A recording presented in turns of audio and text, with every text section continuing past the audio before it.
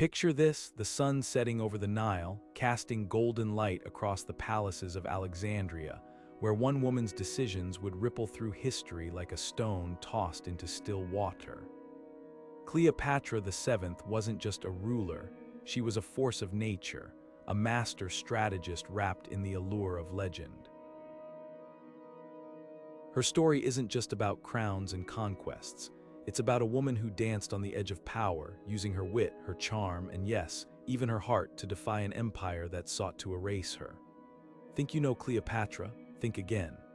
Behind the Hollywood glamour and the Shakespearean drama lies a truth far more shocking, far more human, and far more fascinating than anything fiction could conjure.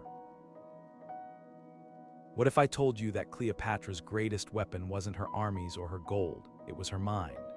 She spoke 9 languages, debated philosophers as equals, and outmaneuvered Rome's most ruthless politicians at a time when women were expected to fade into the shadows.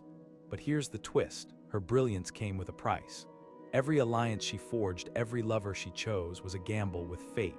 Julius Caesar saw in her a kindred spirit, a ruler unafraid to bend the world to her will.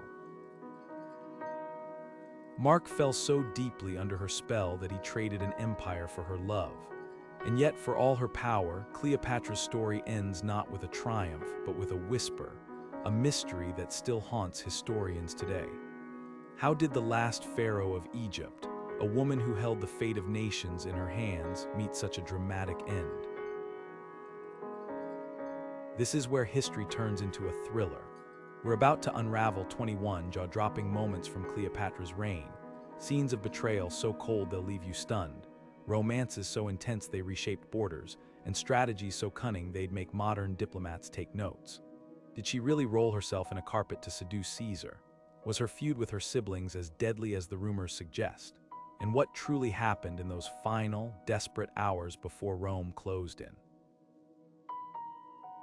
Buckle up, because we're peeling back the gilding of myth to reveal the flesh and blood woman beneath, a queen who loved, fought, and schemed her way into immortality. By the time we're done, you'll see why even 2,000 years later, the world still can't look away from Cleopatra. Imagine being 18 years old, barely an adult by today's standards, and suddenly handed the keys to an entire kingdom, only to have them snatched away before you could even sit on the throne. That was Cleopatra's reality when her father, Ptolemy XII, died unexpectedly, leaving Egypt in chaos. Officially, she and her 10-year-old brother, Ptolemy XIII, were named co-rulers, but in truth, power was never meant to be shared.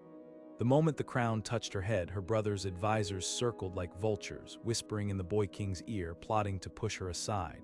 Most would have crumbled under that pressure, but Cleopatra. She didn't just push back, she rewrote the rules of the game. With her throne hanging by a thread, she made a move that would define her entire reign. She fled to Syria and raised an army from scratch. Think about that for a second. A teenage queen exiled and alone, convincing hardened mercenaries and foreign leaders to fight for her cause. No money, no guarantees, just sheer force of will and the unshakable belief that Egypt was hers to rule. And when the time came, she marched back to Alexandria not as a supplicant, but as a conqueror. This wasn't just ambition, it was a statement. Cleopatra refused to be a pawn in someone else's power struggle.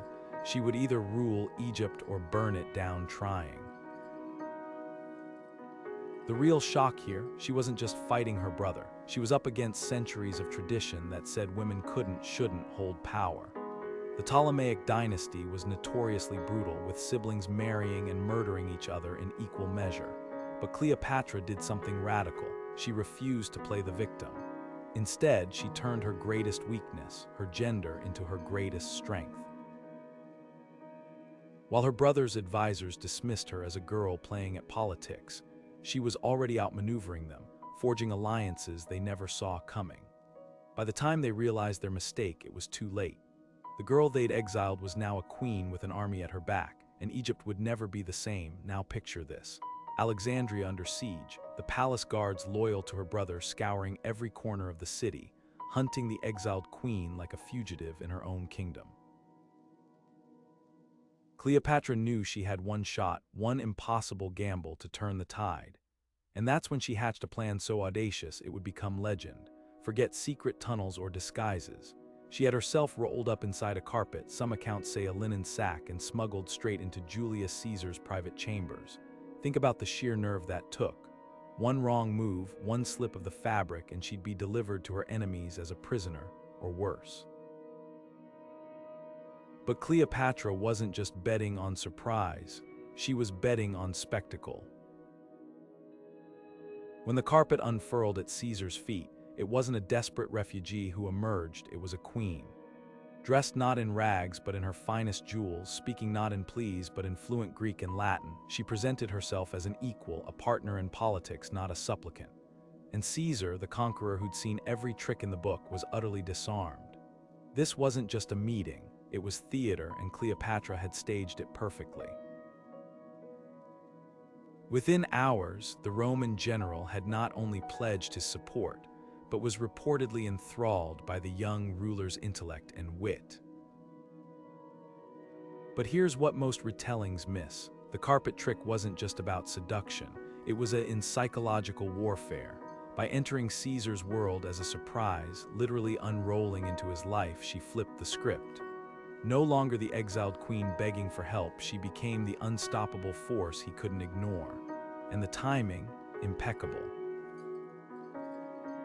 With her brother's army closing in and Rome's power up for grabs, Cleopatra didn't just gain an ally, she secured the most powerful man in the world as her champion. Overnight, the balance of power shifted. The real shocker, this wasn't just a love story. It was a calculated move with cold, hard consequences.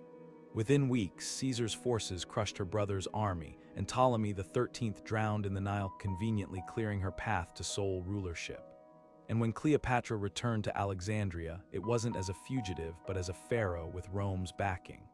The carpet trick didn't just save her life, it rewrote her destiny.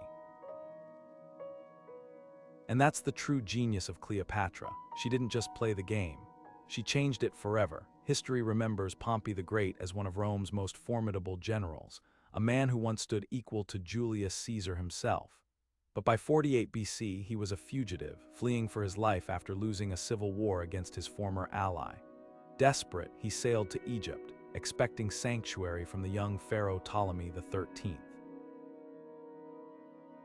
What happened next wasn't just a betrayal. It was a blood-stained chess move that would shock even the battle-hardened Caesar. Ptolemy's advisors saw an opportunity. With Rome divided, they could win Caesar's gratitude by eliminating his rival. So when Pompey stepped ashore, he wasn't greeted by an honor guard but by assassins. The details are gruesome. Stabbed to death on the beach, his head severed as a trophy, his body left to rot in the sand. But here's the twist, this wasn't the clever ploy Ptolemy's courtiers imagined. Caesar, when he arrived days later, wasn't pleased. He was disgusted. Roman tradition demanded respect for defeated enemies, and Pompey had once been his son-in-law. The brutality backfired spectacularly, painting Ptolemy as a treacherous child in Caesar's eyes.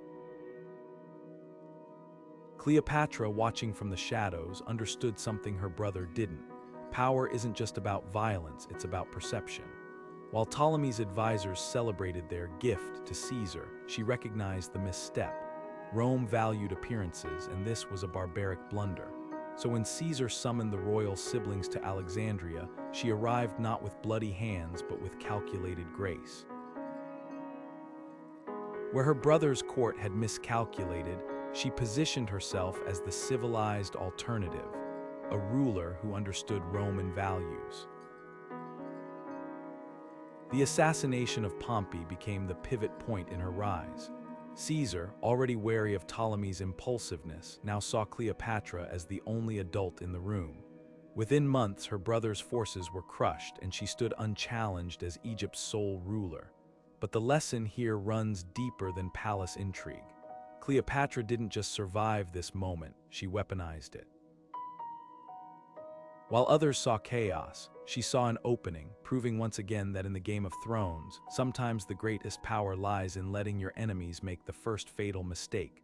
Cleopatra's next move would send shockwaves through Rome, not with armies or gold, but with the birth of a child. In 47 BC, she gave birth to a boy named Ptolemy Caesar, known to history as Little Caesar.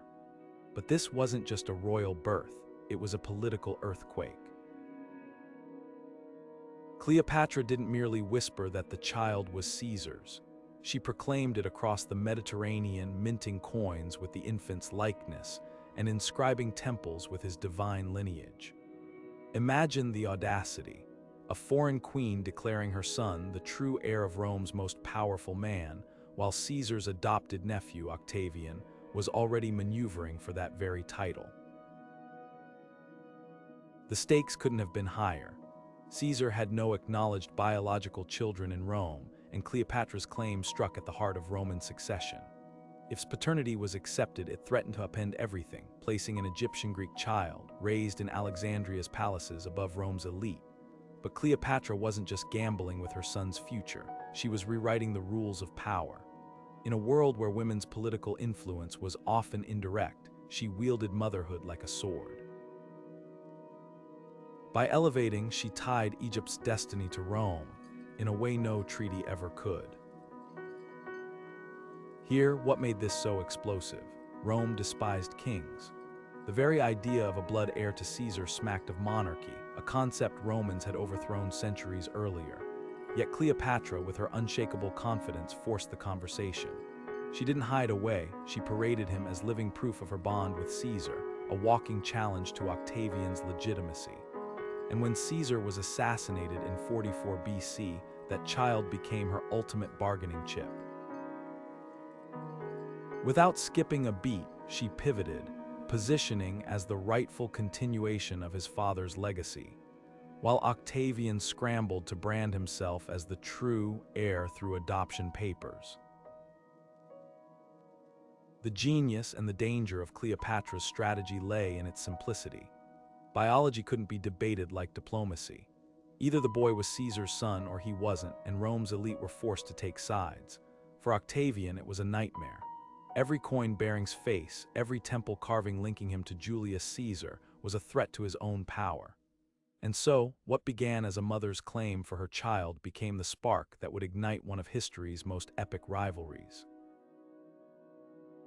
Cleopatra didn't just give birth to a prince that day, she birthed a reckoning. The daggers that struck Julius Caesar on the Ides of March didn't just end the life of Rome's most powerful man.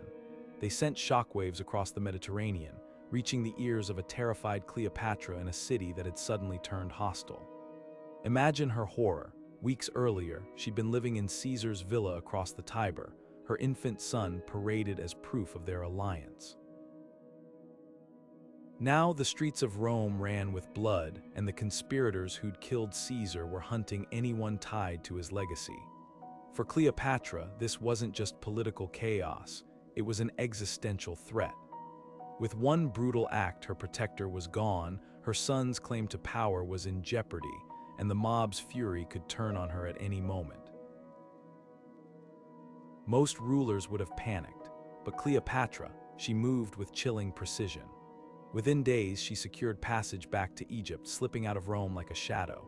No grand farewells, no dramatic exits, just a calculated retreat to regroup. The voyage home was its own nightmare. Storms, pirate-infested waters, and the looming question of whether Egypt would even welcome her back.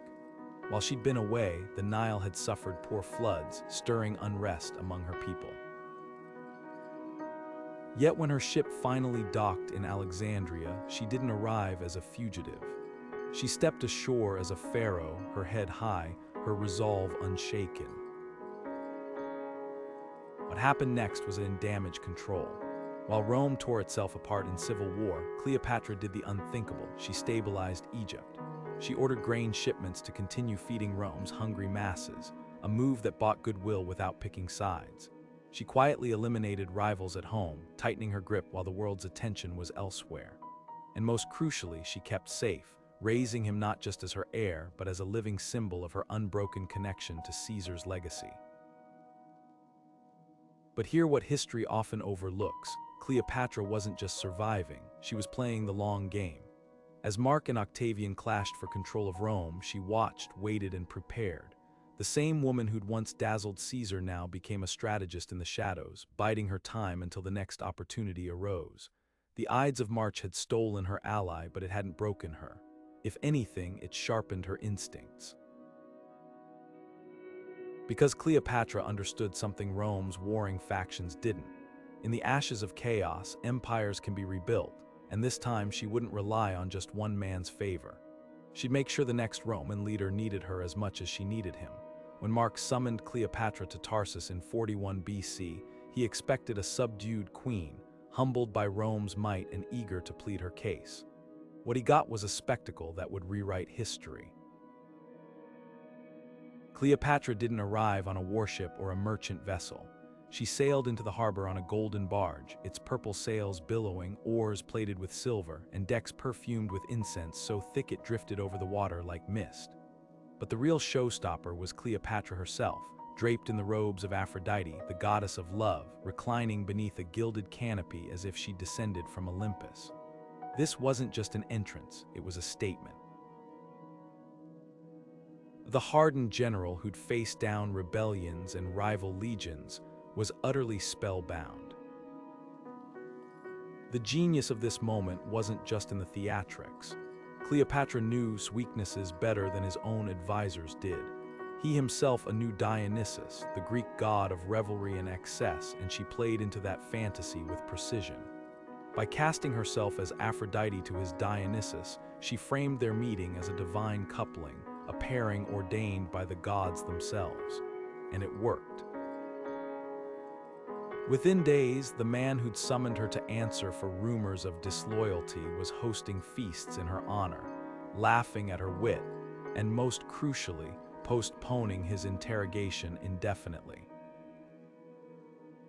But here's what often gets overlooked. This wasn't just romance. It was geopolitics wrapped in velvet. Needed Egypt's wealth to fund his campaigns in Parthia, Cleopatra needed Rome's protection to secure her throne. Their passionate alliance became the ultimate power couple negotiation, sealed not with a treaty but with a shared goblet of wine. By the time Cleopatra sailed back to Alexandria, she'd not only dodged scrutiny, she'd left him desperate to follow. The shocker did just that, abandoning his duties in Rome to winter in her palace, where the lines between love and strategy blurred beyond recognition. Their relationship would become of military campaigns, territorial gifts, and public scandals that rocked the Roman world. But it all began with that golden barge, of psychological manipulation that proved once again, Cleopatra didn't just meet expectations. She set the stage and made history her audience. The donations of Alexandria wasn't just a ceremony, it was a political explosion disguised as a pageant. Picture the scene. 34 BC, the heart of Cleopatra's capital, where Mark stood before a dazzled crowd and declared her Queen of Kings, handing her and their children dominion over Armenia, Cyprus, and even parts of Rome's eastern territories. But hear what made it truly shocking. This wasn't done in some shadowy deal. It was theater on a staggering scale, with Cleopatra seated on a golden throne dressed as Isis, her children paraded in the regalia of foreign kings and playing the part of Dionysus, lavishing kingdoms like party favors. To the Alexandrians, it was a triumph. To Rome, it was a slap in the face. Octavian didn't just seethe, he seized the moment. Gifts weren't merely extravagant, they violated every Roman principle. Generals didn't get to carve up territories like personal trophies, especially not for a foreign queen. Octavian's propaganda machine went into overdrive, painting Cleopatra as a sorceress who'd enslaved senses and as a traitor who'd traded his Roman dignity for Egyptian gold. The donations became Exhibit A in Octavian's case, proof that had gone native, putting Cleopatra's ambitions above Rome's interests. But beneath the outrage lay Cleopatra's. This wasn't just about land, it was about legacy. By securing territories for her children, she wasn't just expanding Egypt's borders, she was rebuilding the Ptolemaic Empire piece by piece with Rome's own general as her accomplice. And the choice of venue, genius. Holding the spectacle in Alexandria, not Rome, sent a clear message. The East's power now flowed through her, not the Senate. The backlash was immediate. Romans recoiled at the symbolism, signing away their conquests while dressed as a Greek god, a foreign queen's children crowned as rulers of Roman lands. Even neutral senators couldn't ignore the scandal. Octavian, ever the opportunist, framed it as a national security crisis, claiming Cleopatra planned to rule Rome itself through. The donations didn't just alienate supporters, they gave Octavian the moral high ground he'd craved. Yet for all the uproar, Cleopatra's gamble reveals her razor-sharp instincts. She knew Rome was fracturing, and she positioned herself at the center of its reshaping. If won his coming war with Octavian, her children would inherit a Mediterranean empire. If he lost, well, she'd already secured more for Egypt than diplomacy ever could. The donations were a high-stakes bet, but for a queen who'd spent her life defying odds, it was just another roll of the dice. And this time the house wasn't just watching, it was forced to play. The rumor of Cleopatra's death wasn't just a lie, it was a litmus test of loyalty so brutal, it nearly cost Mark his life. Picture the chaos of 31 BC, with Octavian's forces closing in and allies defecting daily. In this pressure cooker of paranoia, Cleopatra made a move that would expose the raw nerve of their relationship. She let whispers of her suicide seep into his camp. Not as a cry for help, but as a calculated experiment. Would he crumble? Would he fight? Or would he prove once and for all that his love for her outweighed his duty to Rome? What happened next was more dramatic than any Greek tragedy.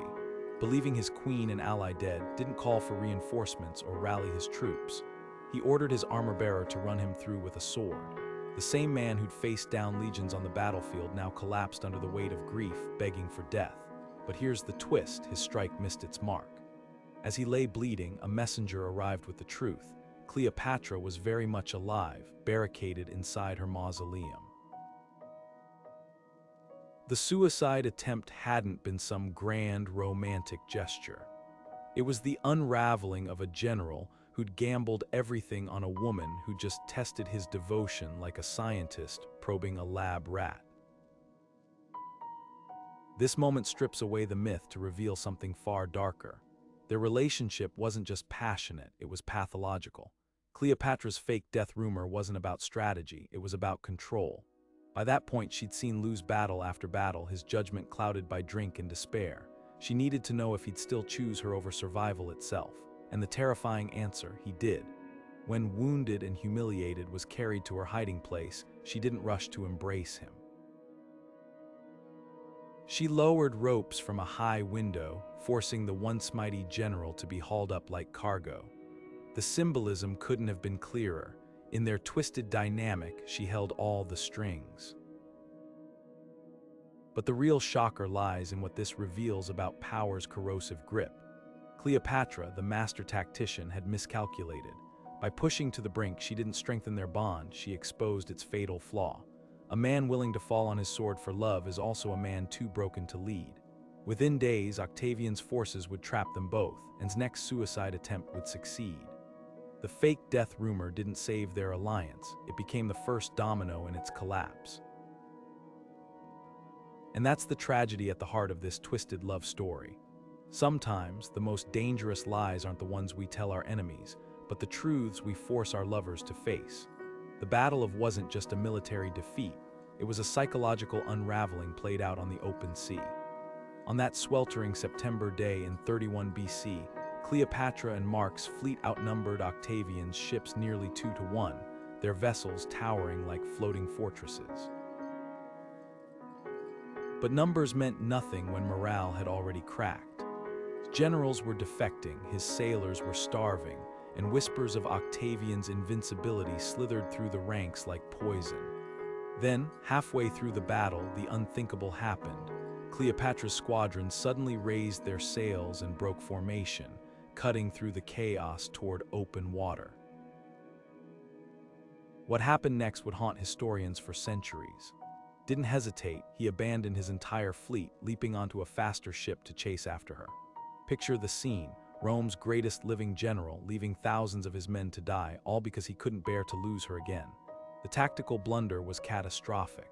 Octavian's lighter, nimbler ships picked off the leaderless armada with ease, turning the shallows red with blood and wreckage. By sunset, the war was effectively over.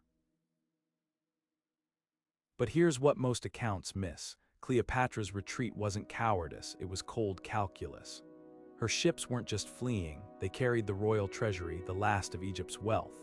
She knew holding that gold meant bargaining power, win or lose, though his decision was pure emotion. The man who'd once commanded legions with iron discipline now let love override every strategic instinct. That single choice exposed the fatal flaw in their alliance. She could separate heart from statecraft, but he couldn't. The aftermath was even more revealing. Instead of rallying their remaining forces, the lovers spent weeks in a daze off the coast of Greece, brooding on the deck, Cleopatra planning their next move. When they finally slunk back to Alexandria, they didn't arrive as conquerors or even dignified losers. They limped home to a city already smelling defeat, where the once adoring crowds now muttered about surrender.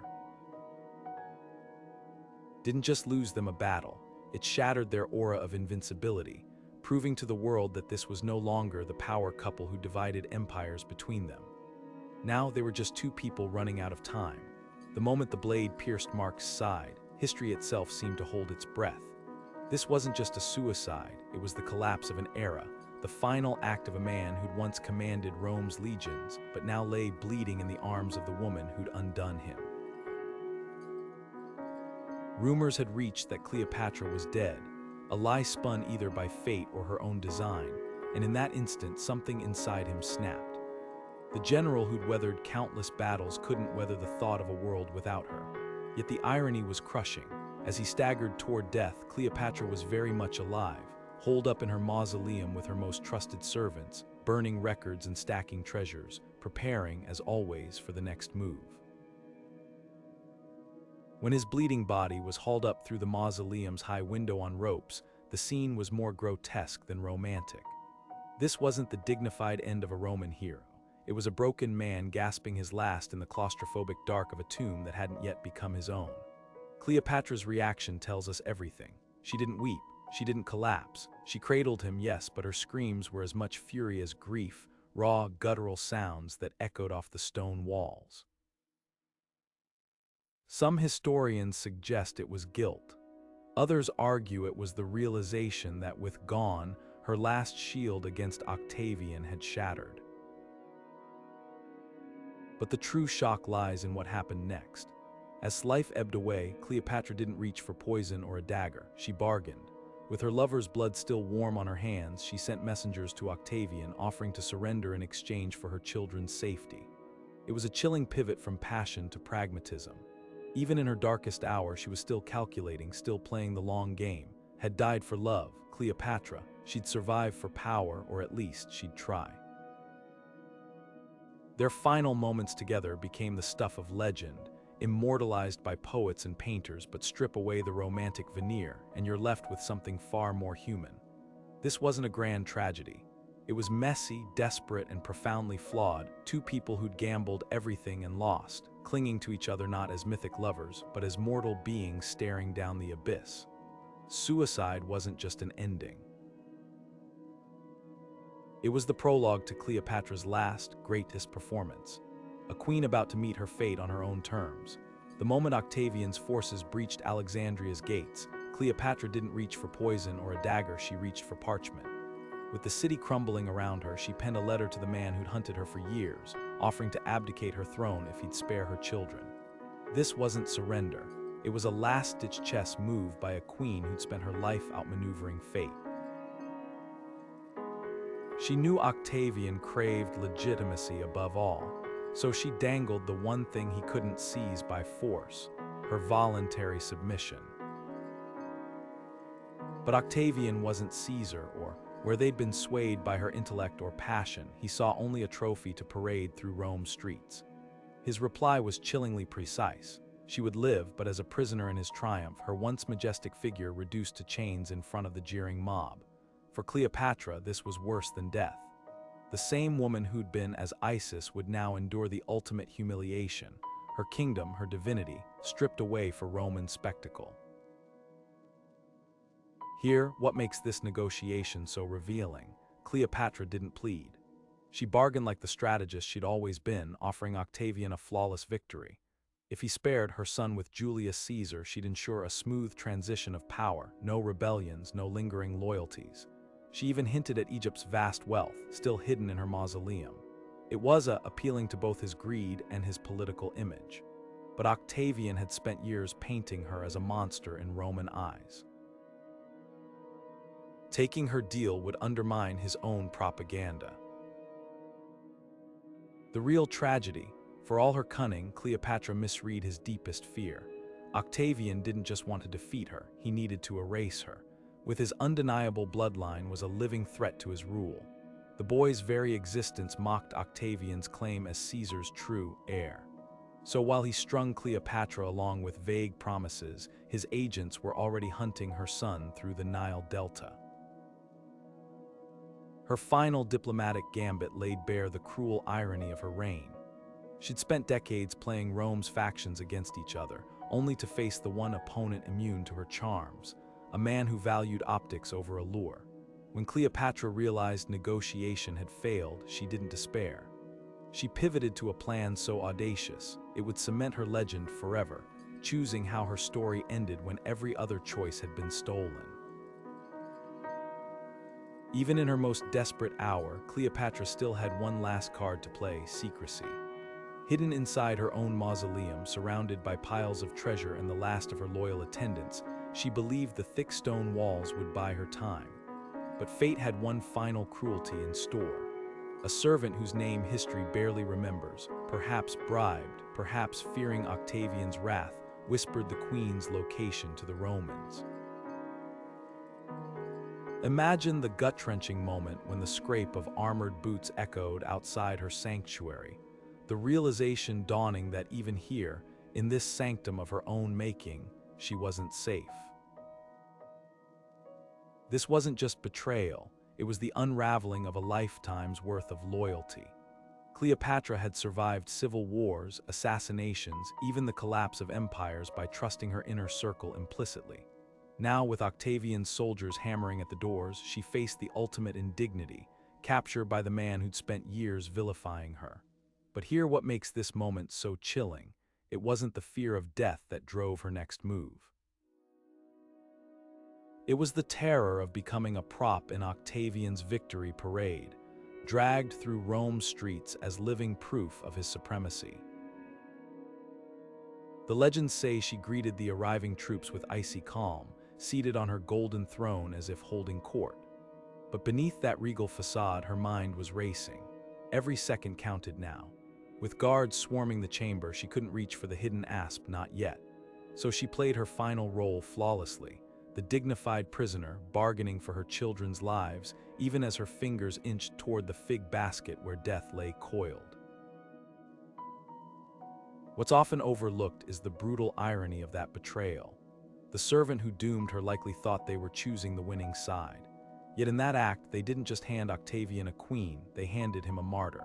Because Cleopatra's end, when it came, would be so meticulously staged, so defiantly theatrical, that it would eclipse even Octavian's triumph. The betrayer sealed her fate, yes, but in doing so, they ensured her legend would outlive them all. The chamber was thick with the scent of incense and desperation as Cleopatra weighed her last options. Octavian's soldiers had breached her sanctuary, their armored footsteps echoing like a death knell against the stone walls. But surrender was never in her nature. Instead, she reached for the one weapon no conqueror could strip away: control over her own end. The legend of the asp isn't just a dramatic footnote, it's the culmination of a lifetime spent defying expectations. Picture her in those final moments, robes of royal purple, the weight of her crown replaced by the cool touch of a serpent slithering from a basket of figs. This wasn't suicide, it was a statement. Rome might take her kingdom, but it would never take her dignity. What makes this moment so electrifying isn't just the method, it's the symbolism. The asp, sacred to the Egyptians, represented divine royalty. By choosing its venom, Cleopatra transformed her death into a coronation of another kind, joining the gods she'd long been compared to. Ancient historians painted vivid scenes.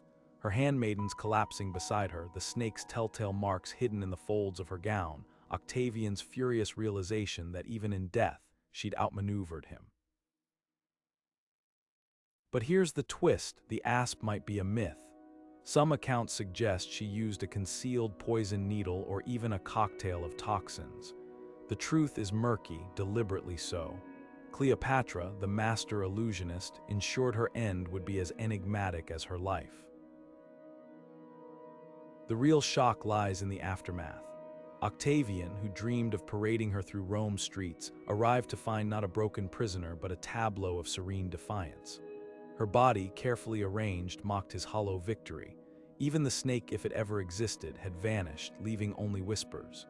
In that moment, the conqueror became the audience, forced to witness the final act of a queen who'd scripted her exit with the precision of a playwright. And that's the genius of her last gamble. By choosing how she died, Cleopatra robbed Octavian of his ultimate prize, her humiliation. The asp, real or imagined, became her last ally, its bite not an ending but a transformation. 2,000 years later, we're still debating the details, proof that her greatest power wasn't ruling Egypt. It was making sure the world would never stop wondering. Octavian's order to execute wasn't just a political assassination. It was the erasure of an entire dynasty with a single stroke of the pen. Picture the scene. 17-year-old, the boy Cleopatra had once paraded as the living heir to Julius Caesar, now fleeing through the Nile Delta with a handful of loyal servants, his mother's mausoleum still smoldering in the distance. He'd been raised to believe he would one day rule both Egypt and Rome, his birthright etched in temple carvings and gold coins. But Octavian, the man who'd spent years branding himself as Caesar's true heir through adoption, saw the teenager not as a child, but as a walking contradiction to his own legitimacy. The order was swift and merciless. No trial, no public spectacle, just a quiet knife in the shadows, ensuring no one could ever again claim Caesar's blood flowed in another's veins. The brutality of this act reveals Octavian's cold calculus. He'd spared Cleopatra's other children with, parading them through Rome as symbols of his so-called mercy, but was different.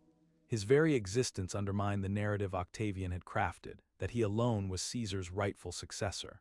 By eliminating the boy, Octavian wasn't just killing a rival, he was rewriting history, severing the last thread connecting Rome to Egypt's throne. The irony is crushing. Whose name meant Little Caesar had spent his life as a pawn in his mother's grand strategy, only to be murdered for the one thing he couldn't control: his DNA. What makes this moment truly chilling is the silence that followed. There were no grand speeches, no records of final words, just a bureaucratic note in Octavian's records: too many Caesars is a dangerous thing. The boy who'd once been hailed as a god-king vanished from history as quietly as a snuffed candle. And with him died not just Cleopatra's bloodline, but the 1,000-year-old dream of a Greco-Egyptian empire that could stand equal to Rome. Here's the twist. In trying to erase, Octavian accidentally immortalized him. The very act of killing the boy exposed the fragility of Octavian's claim. If he were truly secure in his power, why fear a teenager with no army, no allies? That unanswered question would haunt Rome for generations, whispering that perhaps, just perhaps, the last pharaoh's son had been the worthier heir after all. The sands of Egypt might have swallowed Spotty, but they could never bury the legend of what might have been. The fall of Alexandria wasn't just a conquest, it was a dismantling of a civilization. As Cleopatra's body grew cold in her mausoleum, Roman soldiers poured through the city's streets, their hands grabbing not just gold and jewels, but something far more precious: knowledge. The great library, that beacon of ancient wisdom, didn't burn in a single dramatic blaze as legends claim. Instead, it was picked apart piece by piece, its scrolls carted off as spoils of war or left to rot in neglected corners. Imagine the irony. Octavian, who'd positioned himself as the heir to Caesar's intellect, presided over the slow suffocation of the Mediterranean's greatest repository of learning. But the real tragedy lay in the details. Cleopatra had spent her reign curating Alexandria's treasures, transforming the city into a glittering crossroads of culture and commerce. Now her beloved capital became a Roman ATM, its grain silos emptied to feed distant armies, its temples stripped of statues to adorn senators' villas. Even the obelisks, those towering symbols of pharaonic power, were hauled away like trophies, eventually planted in Rome's forum as blunt reminders of who ruled now. Here, what history often glosses over, this wasn't just looting, it was cultural erasure.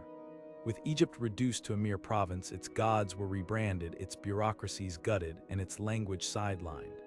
The Ptolemies' meticulous tax records, their irrigation blueprints, even Cleopatra's own diplomatic correspondence, all of it vanished into Roman archives or was tossed onto bonfires. Octavian didn't just want Egypt's wealth. He needed to overwrite its identity, ensuring no future queen could rally its people as Cleopatra had. Yet for all Rome's efficiency, they couldn't quite scrub her legacy clean. The farmers tilling the Nile's banks still whispered her name. The priests in half-ruined temples kept her statues hidden behind false walls.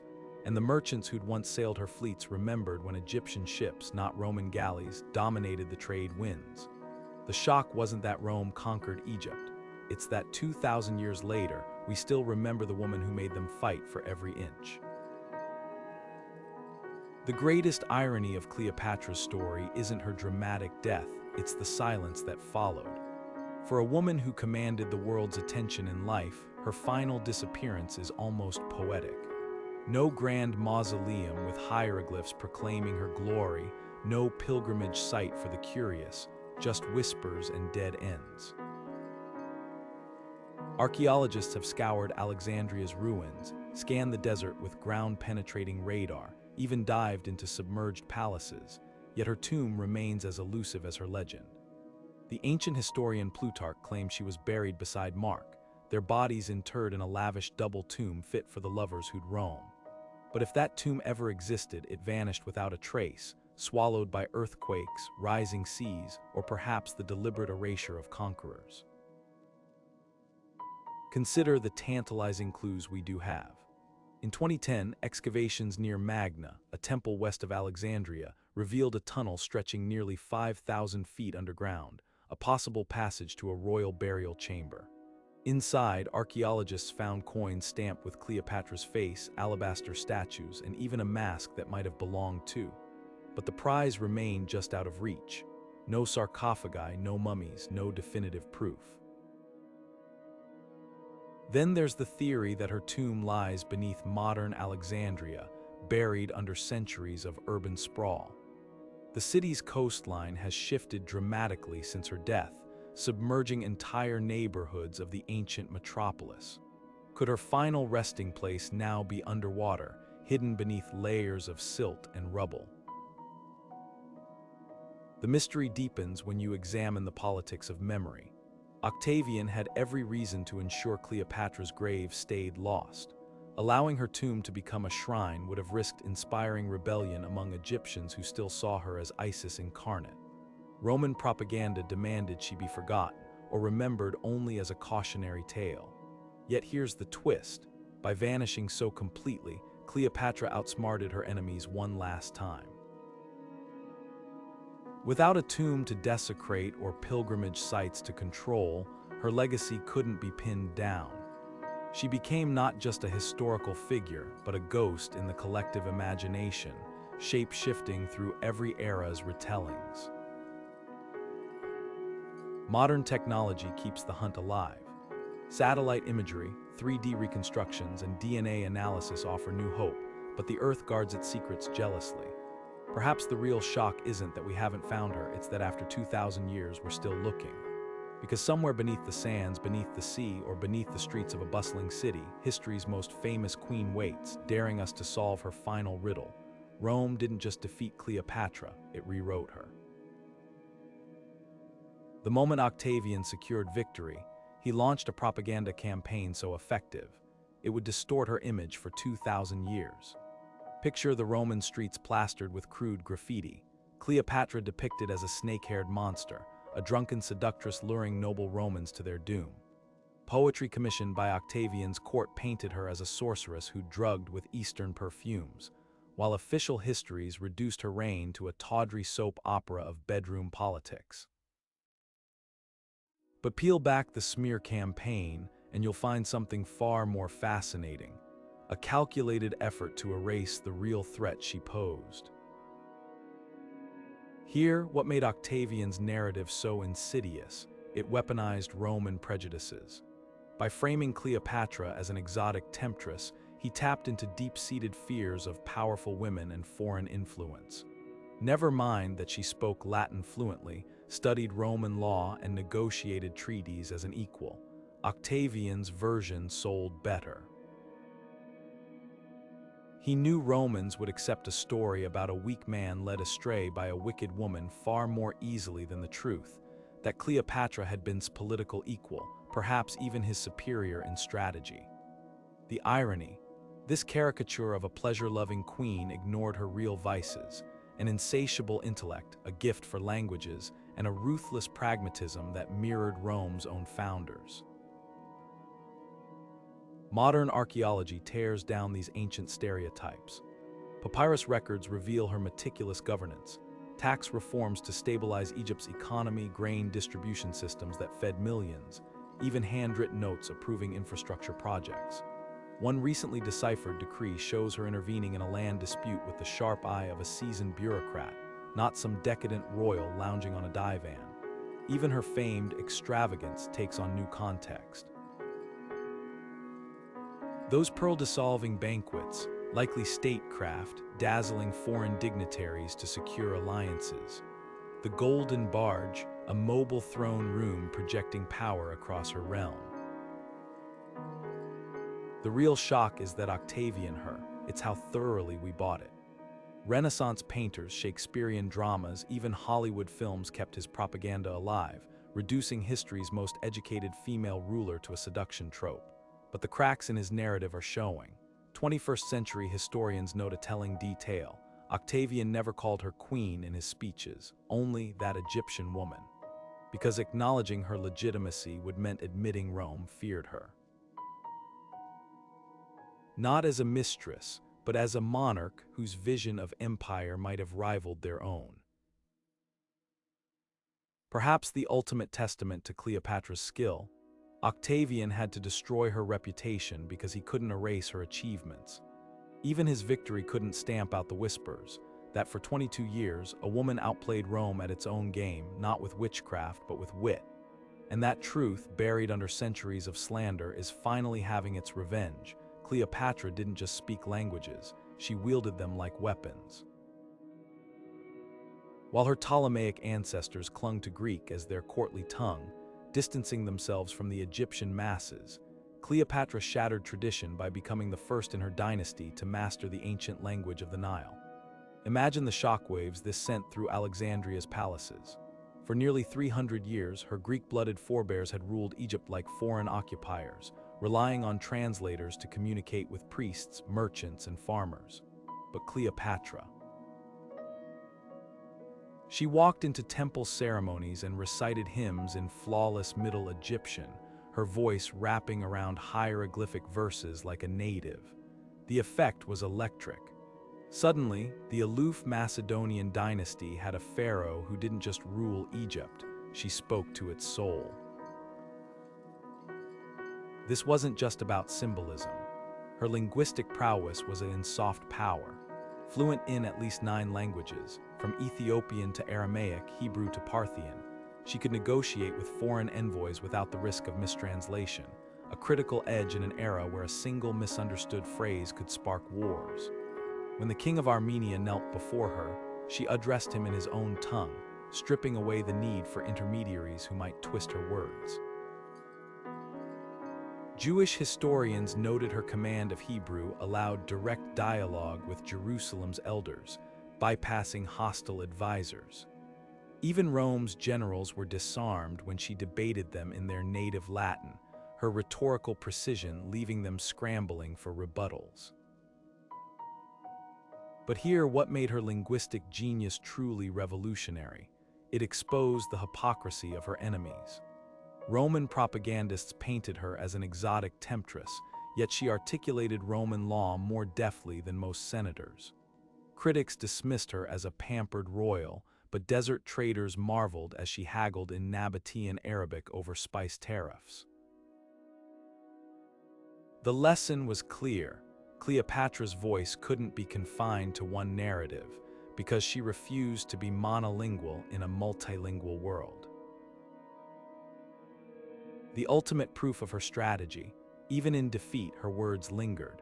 Octavian's censors scrubbed her official decrees from monuments, but they couldn't erase the stories whispered in a dozen tongues of the queen who spoke to her people as equals in the languages of their ancestors.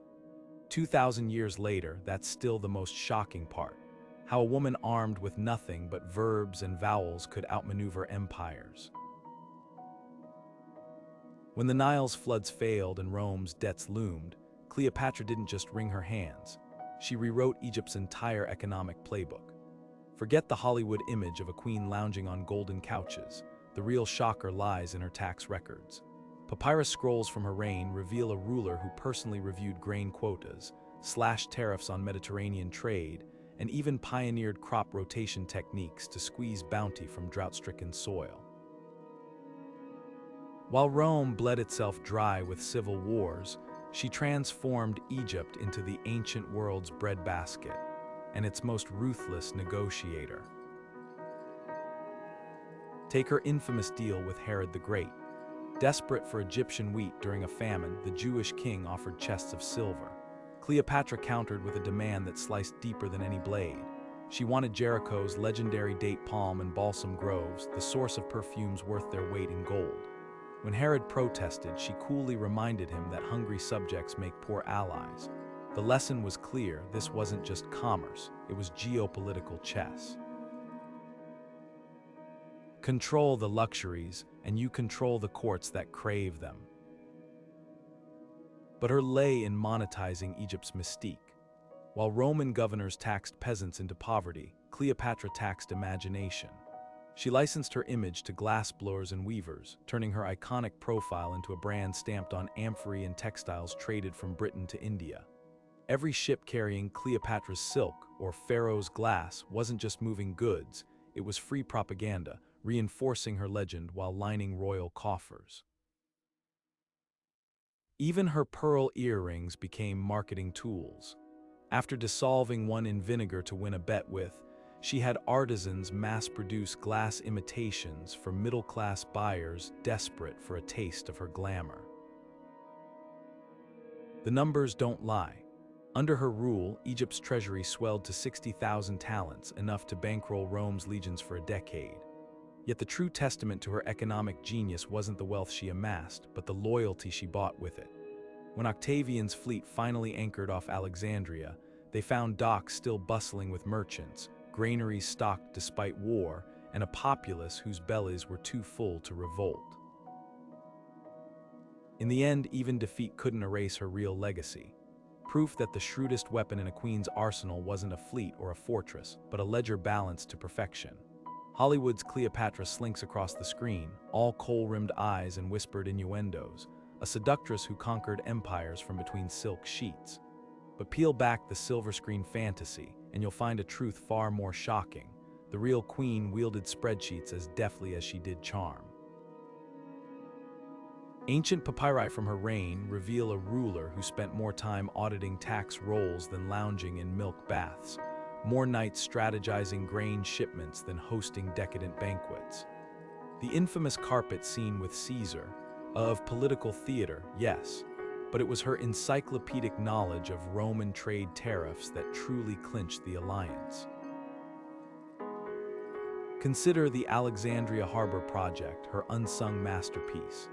While movies fixate on her love affairs, archaeologists uncovered ledgers showing her personal oversight of the harbor's expansion, calculating dredging depths to accommodate larger cargo ships, negotiating with Phoenician engineers to reinforce breakwaters. This wasn't just infrastructure. it was economic warfare. By controlling the Mediterranean's busiest port, she turned Egypt into the ancient world's Amazon distribution hub, undercutting Roman merchants who relied on her docks. Even her famed beauty routines had a fiscal angle. The cosmetics industry she nationalized employed thousands, exporting perfumes and coal to fund her military. The real scandal isn't how Hollywood exaggerated her allure, it's how they erased her intellect. Plutarch recorded that diplomats dreaded facing her in debates, not because she batted her eyelashes, but because she cited legal precedents like a seasoned barrister. When tried to impress her with a fishing expedition, she hired divers to attach pre-caught fish to his line, then mocked his gullibility in front of the court. This was no passive temptress. She weaponized wit to keep allies off balance. Modern historians are finally correcting the record. Scans of her handwritten decrees show meticulous marginal notes, adjusting tax rates by tiny percentages, demanding audits of corrupt officials. One recently deciphered letter berates a lazy bureaucrat for misreporting olive oil yields, proving she monitored provincial governance down to the amphora. The femme myth collapses under this paper trail, revealing a workaholic CEO who happened to wear a crown. Perhaps the ultimate irony, Cleopatra's seductions were often just savvy diplomacy. Her legendary meeting with Herod, often painted as a steamy tryst, was actually a tense negotiation over grain prices, where she outmaneuvered him in Aramaic while his advisors gaped. Rome spun these encounters as bedroom conquests because admitting she'd beaten them at statecraft was too humiliating.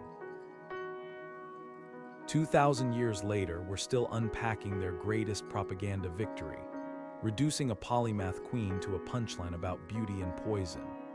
The real shock isn't that she slept with powerful men, it's that they never realized she was playing chess while they played checkers. 2,000 years after her death, Cleopatra's shadow still stretches across history, not as a footnote, but as a lightning rod. She refuses to be pinned down, shape-shifting through the ages to fit every era's obsessions. The vampish seductress of Roman propaganda, the tragic heroine of Shakespeare, the glamorous icon of Hollywood. But strip away the myth-making and you'll find a far more explosive truth. Her real legacy isn't about beauty or romance. It's about the sheer audacity of a woman who refused to play by anyone's rules but her own. Modern feminists claim her as an early icon of female empowerment, and for good reason. In an age when women were expected to be silent ornaments, she commanded armies, negotiated treaties, and outmaneuvered history's most formidable men, all while navigating a court where assassination was practically a family tradition. Yet her power wasn't just in defiance, it was in reinvention. She didn't merely rule Egypt, she rebranded it, fusing Greek intellect with Egyptian spirituality until even her enemies whispered she might be Isis reborn. That's the real shock.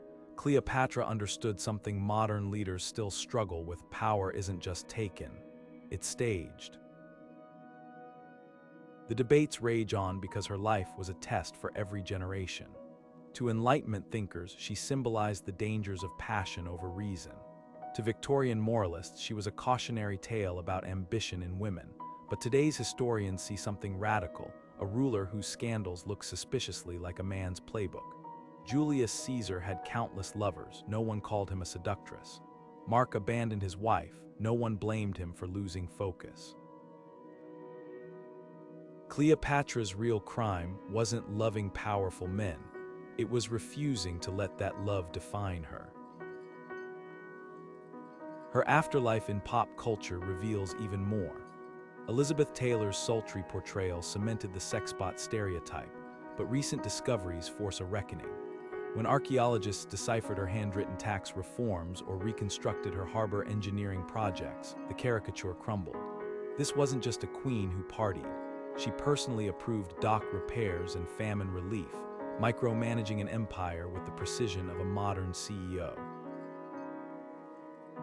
The disconnect between the real woman and her legend is so vast, it begs the question: why does history keep trying to shrink her into smaller, simpler roles? perhaps because her full complexity is still threatening. A woman fluent in 9 languages, who debated philosophers and outnegotiated generals, who turned motherhood into a geopolitical strategy. That's not just a historical figure.